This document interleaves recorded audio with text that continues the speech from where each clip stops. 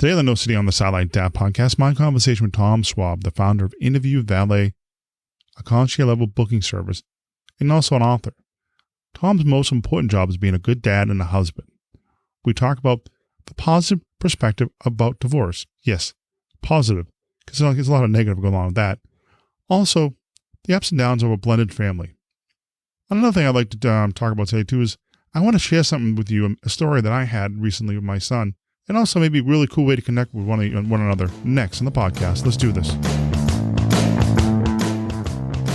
Welcome to the No Sitting on the Sideline Dad podcast, a podcast about a journey of discovery and conversations about not sitting on the sideline of life. Let's get involved. Here's host Joe Foley.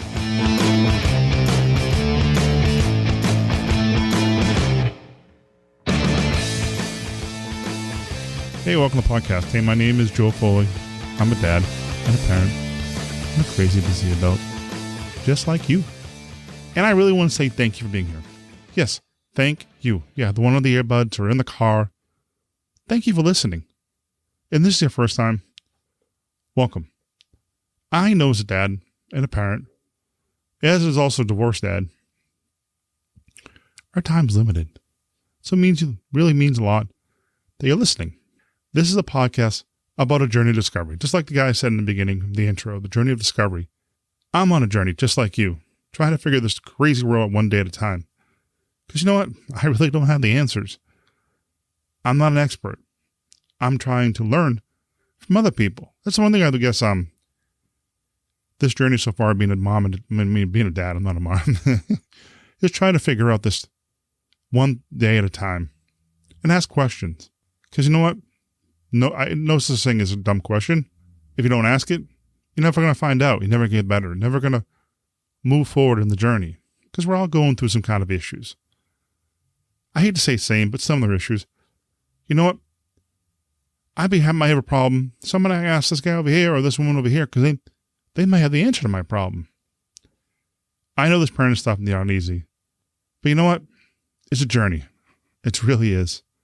And this is a fun one too. Also, if you have a moment, please head over to your Apple podcast app and subscribe to the podcast. Enjoy what you don't like about the podcast. Any comments help improve the podcast. Because you know what? I really like to hear from you.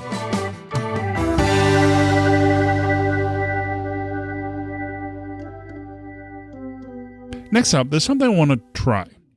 Hear me out here, actually.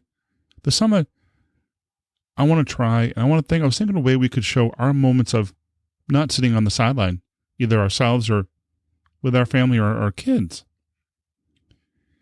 This came to mind actually the other day when I was, I needed to shave.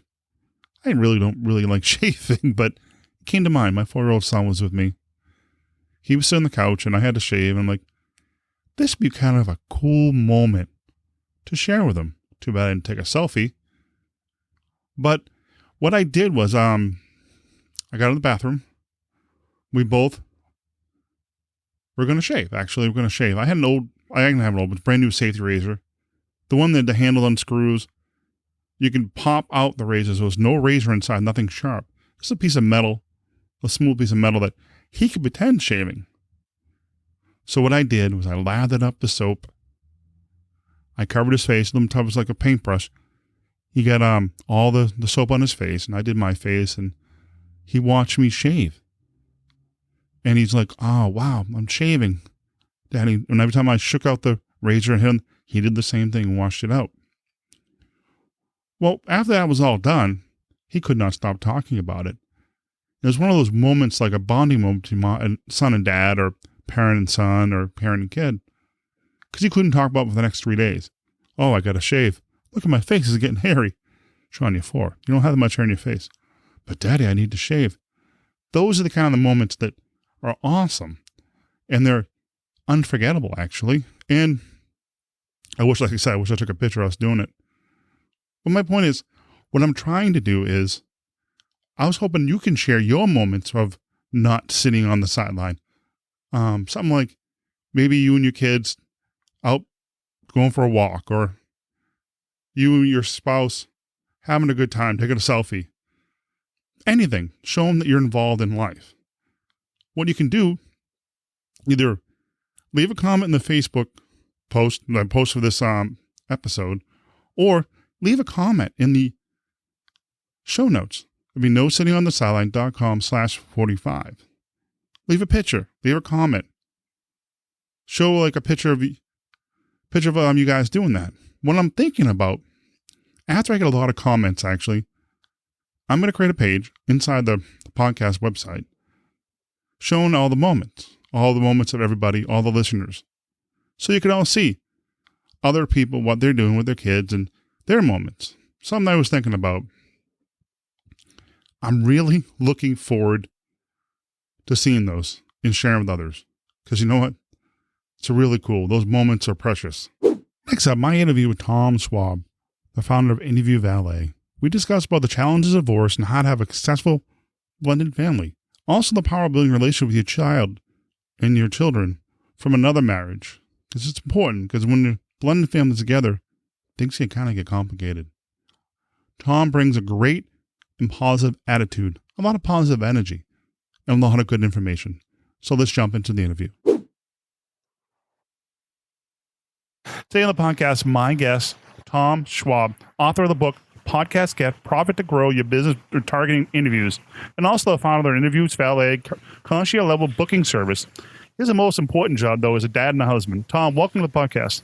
Joe, I am thrilled to be here, and I appreciate everything you do. Thank you. Thank you very much. I know it's like starting out in the question, because, we're dads, we always have those fun things. And right around the corner, as the time of this recording, is Halloween. So what is your memorable moments in Halloween? Do you guys celebrate Halloween? We do. And, being in Michigan, there's some times where it was snowing at Halloween. So you always had to plan the costume around what could be worn over winter clothes. He'd always go, you find those houses, you walk down the street going, I have a 4-year-old son, and he walks by and sees little, what do you call a witch or something like that? It's about the same height as him. And he looks at it going, no, Daddy, we don't need that candy right now. I gotta say, our driveway right now, we moved to a different house at about, probably 3 years ago. This driveway has got to be at least a quarter of a mile. Every Halloween, I have those huge candy bars. And I'm like, if any kid ever comes down here, they're going to get the $5 candy bar. And if not, I'll just eat it myself in November. The leftovers. It's always fun. That's right. It's like one for me, one for you, 2 for Daddy, 1 for you. It's a fun time being a dad. Can you have any moments it's being a father? You can think that, oh man, one of those oh man moments. I didn't think I shouldn't have done that. It was probably one night when it was a very warm trick or treat or Halloween, and one of the houses, it must have been a Friday or Saturday night, they were giving out beers for the adults on trick or treating. So we had a fun time. Probably didn't look too good. I think there was about 4 or 5 dads walking around the neighborhood drinking beers as their kids were trick or treating. But hey, everybody had fun. It makes going door to door. It makes it feel a little bit warmer, especially in Michigan. That's right. All right. One thing I would like to talk about is tonight we're going to talk about the blended family and divorce. As a fellow dad who's gone through a divorce himself, what has been your experience through divorce?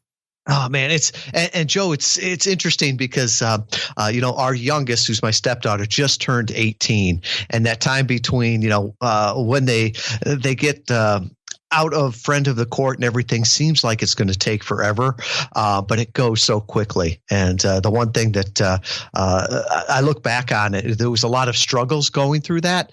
But if you just always focus on building the relationship with the child, long term. Now, as I look back at it, those years went very, very quickly.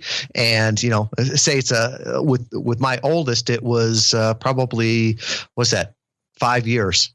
But then, we've got 5 decades afterwards for that relationship. At least I hope that. Just focusing on the long term.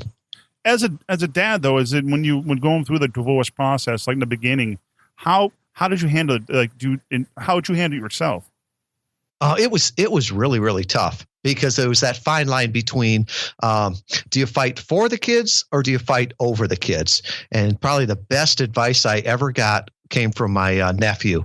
At the time, I think he was 17 years old. He had gone through his parents had been divorced, and wisdom doesn't always come with age, because that 17-year-old kid told me something that just resonated with me and haunted me and really helped me. He always said, never ever say anything bad about the other spouse or the other parent in front of the child. He's like, I know my mom and dad aren't perfect, but he says, when somebody tells me that about them, it says more about them than it says about me. And he gave the example. He said, if one of my parents was in prison for murder, he says, you don't have to point that out to me. I already know that. But he said, they'd still be my parent. I'd still love them. And I can say things about them you can't. So with that, I always tried to take the high road, even when it wasn't easy. It can be tough. I mean, I could say from experience, it can be tough when you want to take the high road, and sometimes you just like, you're like, but overall, I can say that my son's mother, it's been a learning curve, but we co-parent, so it's been a learning curve. But overall, it could be it has not gone bad. Mm-hmm. But how was the experience when I'm just curious, going through the divorce and your kids? Was it co-parenting then, or is it the co-parenting son? Like, is that a new thing now? It's probably, it was really tough. I mean, we co-parented, through court order and everything. I had my time, she had her time, but I can't say that we did a good job together on that. And my wife, my second wife, my final wife, my permanent wife, my forever wife. Right. I would have to give her credit because she did much better with her ex, and I think she always took the high road on there, and I always admired her for that. It's you got to put the kids first. It's got to put the kids first, and you can always hear the stories about kids being put through, like, they're going to be the pawns or the go-betweens, or it could be a tough time. Very much so. And, what's the old line? It takes two people to fight. And if one person is fighting and the other one isn't, the kids see that also. And one of the things that it was told to me years later is that hurt people. Healthy people and happy people don't hurt people. So when something is said about you, it's got nothing to do about you. It's actually a very wise woman by the name of Jen Groover that I first heard that from. And it's so true that most of the time when somebody says something that hurts us, our first reaction is to lash back out at them, which really doesn't help. There's probably something going on in their life. And if you take a deep breath, you'll realize that lashing back doesn't help the situation. It makes it worse. It doesn't. I mean, I'm no reason I'm laughing at the situation, because I can see the first instinct, not just in the divorce part of it, or just anywhere in the world and in your life. I can see in my life that somebody says something like, first instinct, I want to go, but I'm like, yep, just take it back. I totally get that. But it's hard because our reaction, especially as men, is to stand up for things and to fight back and take it personally. But I think you got to take a deep breath and realize when people say stuff, either in blended families, kids going through hurt, at work, things like that, whatever it is. When somebody cuts you off and flicks you off, it's not about you; it's about what's going on in their life, and you can get all mad about it, but in 2 blocks, they probably won't even remember you, and they'll be flicking off the next person, and it will have nothing to do with that person either. It's probably what happened this morning when I cut off the guy going to work. I wasn't paying attention, and all of a sudden he goes, I can see him, and I just look forward. I don't want to look. He's probably waving to me in certain ways that I don't want to look at him. They tell me I'm number one. I just wave back to him and say, have a great day. Another thing we went it's some about especially going divorced, and especially getting remarried and stuff like that. Blended families. I know you're a blended family now. What is your wife's name again? Karen. Karen. Yes. I think I spoke back and forth with her through emails. Yes. She's very nice. Very nice. She even, especially the time with my mom going through the hospital, she even wrote me an email, and I really do appreciate that. Well, she is proof that God loves me and wants me to be happy. I have no idea what it means about her relationship with the Almighty, but I am blessed. Yes, you are. Yes, you are. I can just sense it, the emails and the conversation. You are definitely best, sir. What is the challenges of blended family? What has been your experience going through a blended family? I think the biggest thing was just coming to the realization that, hey, we are family now, right? So somebody pointed this out to me really early on. He said, drop the whole thing of stepdaughter, all the rest of this, because he said you would never introduce your wife as this is my second wife. Or he says, like, if you have an adopted child and everybody else is, white and Caucasian as it comes, and then there's an Asian baby, you don't have to introduce them as this is the adopted baby. It's like, no, you're family. So with that, I call them my daughters. And what's funny is that when I started to do that, they started to drop it also. So from the standpoint, right now, the kids, they don't call each other, stepsister and stepbrother and stuff like that. It's just, this is my brother, this is my sister. And I think it helped more when all of a sudden my oldest, who's 29, she got married and they had their first child, and that was a way to come together because a new baby, kids don't know step aunt, step uncle, all the rest of that. They just know brothers and sisters. So I think the quicker that I could get beyond that helped everybody else get beyond it also. What has been some challenges of blended family for you and your wife? I would have to say probably the early one was that sort of, the discipline of, who do they go to? Do my kids go to me to ask questions? Do her kids go to her? And early on, we had to just decide that, hey, it's they cannot go and divide and conquer. So if there was a question, that my kids would ask, I would say, let me talk with Karen and we'll come up with a decision. And it was the same thing that Karen would say when her girls came up. She would say, well, let me talk with Tom and we'll come to a decision on this. So they realized that it was a united front. And from the kids' standpoint, it's different for them too, to have somebody else in their life. So we tried to be understanding of them, but in the same way, realize, what it was said, the two became one. And so we may not always agree, but we wouldn't disagree in front of them. That's, and that's good. It's good. That's a good way to united front. That's most important. Any positive like things you can take out of this whole? Oh yeah. Very much so. And, it's for kids' standpoint, too, they always wonder what the new dynamics are. And, do you have their back? And I think there's a lot of times that you can do that and really know that let them know that you love them. I can think of a time where my daughter, she was probably, probably 8 years old, and there was a disagreement at home, and we addressed it, and everything was forgiven. And her mom came home, and her little sister tattled on her, and my wife wanted to know what happened and everything. And I just knew she was going to get in trouble again for it. And I just said, no, we've made peace with it, all the rest of that. And we talked about it individually afterwards. But I think it really struck Allison that, that I was loyal to her and that I looked out for her best interest. And, some of the best things is that early on, she asked me, what should I call you? Because I was always Mr. Tom. Mm-hmm. And she says, should I call you Dad? And I'm like, well, whatever you want to, but you've got a Father in heaven. You've got a dad that loves you. I said, I'm just thrilled to be in your life. And whatever you want to call me, you can call me. So we decided that she could call me Tom. And that was fine. I'm not big on names and everything, but it really struck me and touched my heart later on. She would always introduce me as her dad. Oh. And even though she would call me Tom, and that the girls would get out of the car like in junior high, and all of her friends would get out of the car and say, call me by her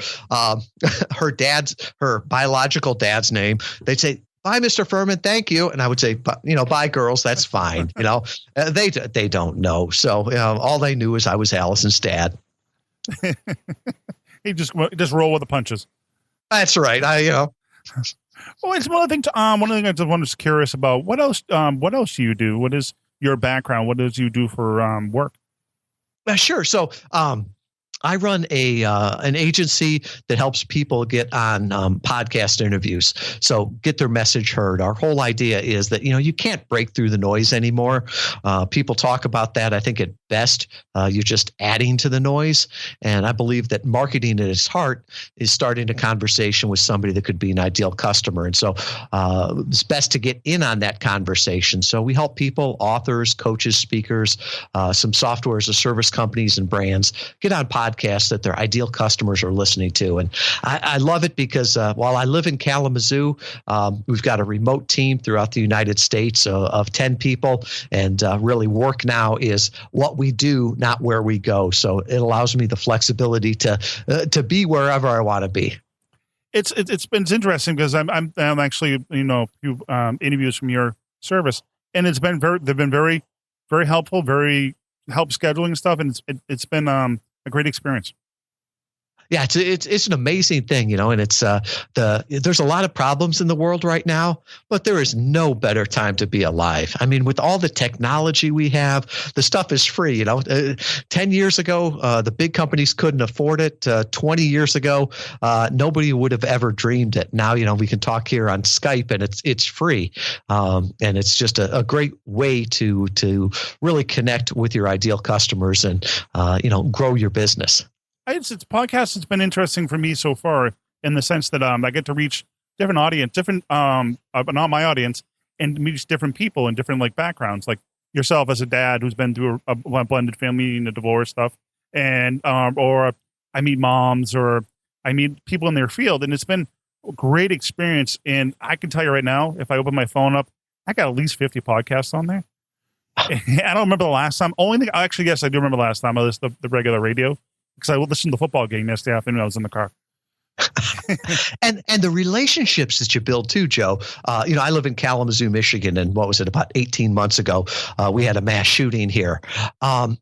I think it was probably the first dozen messages I got were from people that I knew from podcasts, from other countries, other areas. I woke up to my phone and all these people are, texting me through Skype, all the rest of that saying, are you okay?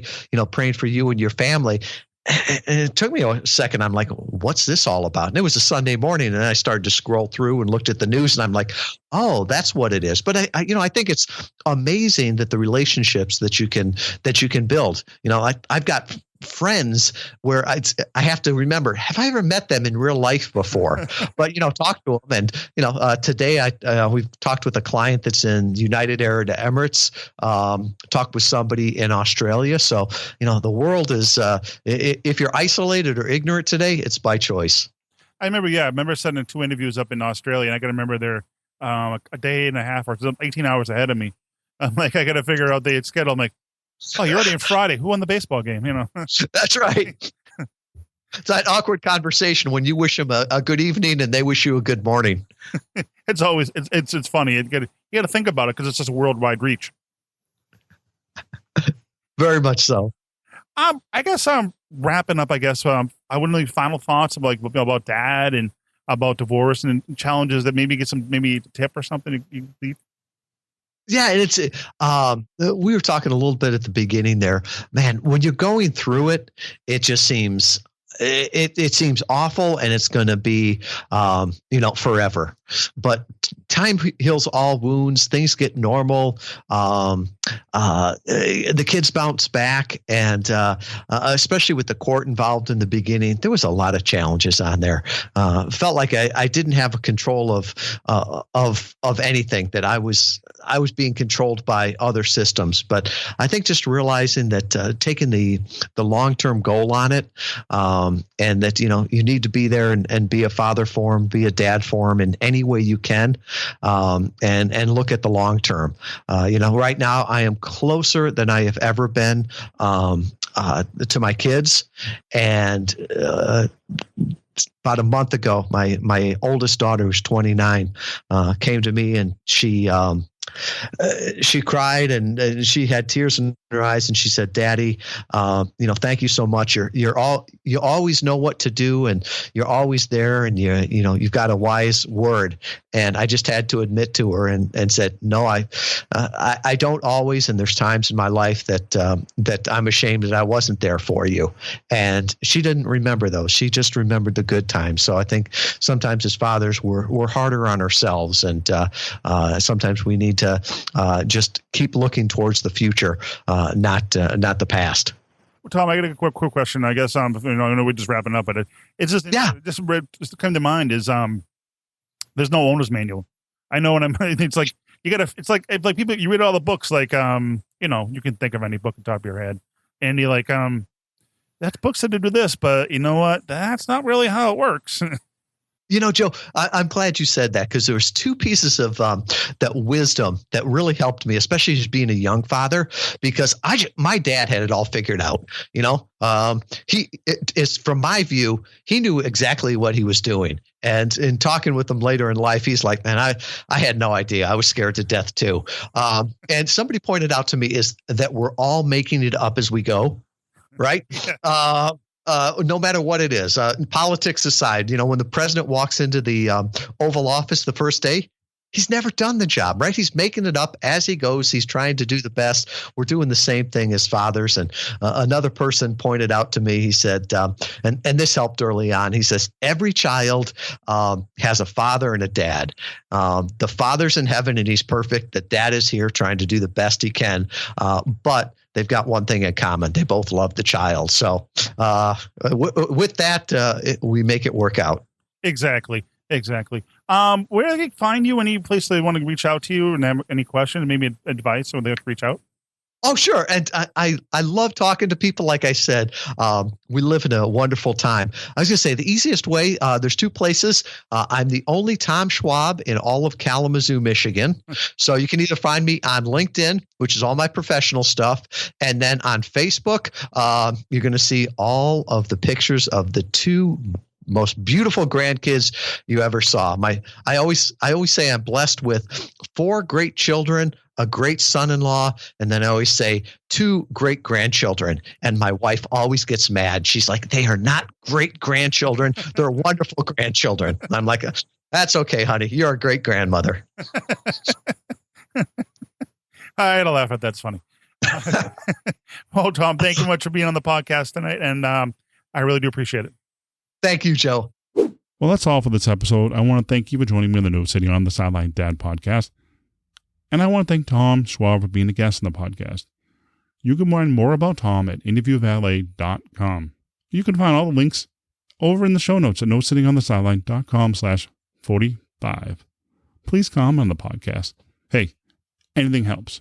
Podcast, right-hand corner, speed pipe, leave a message on social media. Just, if you wanted to say hello, show a gift. I don't care. Let me know you're out there so we start a conversation. Please reach out. You can find all my social contact information or social media email at nosittingonthesideline.com/contact. Hey, while you're out there, sign up for the newsletter. You can keep in contact that way too. Because what's important?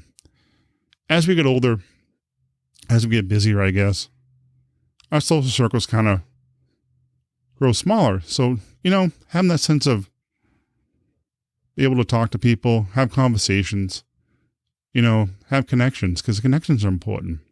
As we get older, I think we lose connections. I think I was trying to get that. Because we're trying to be a better us. You're going to try to be better you. I'm trying to be better me.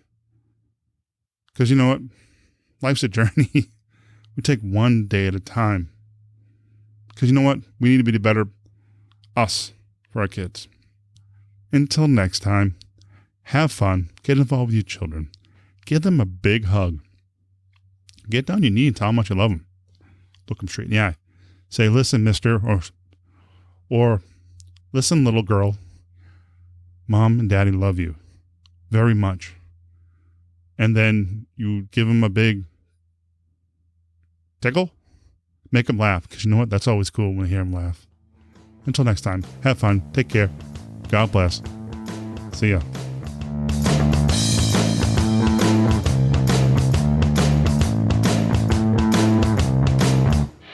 Thank you for listening to the podcast. Please subscribe to the newsletter to receive updates of the show and helpful and useful tips. This has been a production of Foley 42 Media.